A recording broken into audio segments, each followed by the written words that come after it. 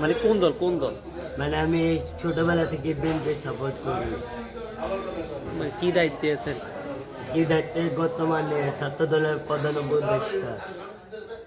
বর্তমান জি, আমি ছাত্র দলের যুগ্ম আহ্বায়ক হওয়ার কথা ছিল, যুগ্ম আহ্বায়ক দেন ছাত্র দলের প্রধান উপদেষ্টা দিচ্ছে বর্তমানে।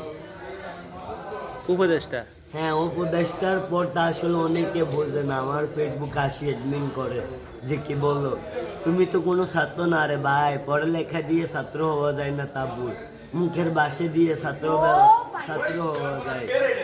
আমি যদি শিক্ষা না করতে পারি তাহলে আমার রাজনীতি জ্ঞান নিয়ে আমার মাথায় ঢুকিয়ে লাভ না। আমার আগে হচ্ছে মুখের ভাষা, তারপর হচ্ছে আমার শিক্ষা।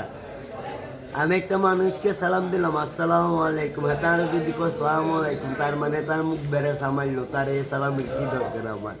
ঠিক রাজনীতিটা এমনই। আসলে অনেক মানুষ আমাদেরকে বলে যে আসলে আমি মানে একজন গবেষক হিসাবে আমি মনে করি নিজের শিক্ষাটা আগে প্রয়োজন। চলিয়েছে আজকে সকাল। যুগ্ম যুগ্ম আহ্বায়কের মূলত কাজ হচ্ছে উনি যখন পদ ছেড়ে দিবে, ওনার আগে যে থাকবে মানে যে প্রধান উপদেষ্টা, উনি যুগ্ম আহ্বায়ককে বলবে আপনার কি লোক আসতে পরিচয় করা দেওয়ার জন্য, বা এবং কি বা সভাপতি এবং কি বা সেক্রেটারিকে জিজ্ঞেস করবে আপনাদের লোক আসতে, মানে এটা হচ্ছে পরিচয় করা দেওয়ার জায়গা।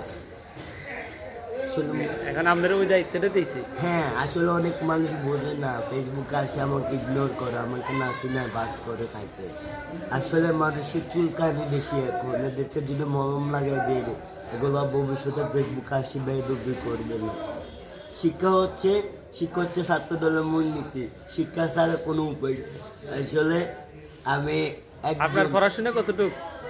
আমার ক্লাস 1 থেকে আমি করোনার সময় বাইরে গেছি। আমি কিছুদিন আগে বিজ্ঞাপনে যে বলছি সাইলেন্টের সাথে আমি ইন্টার বা সেকেন্ড ইয়ার পর্যন্ত বসতে পারতাম।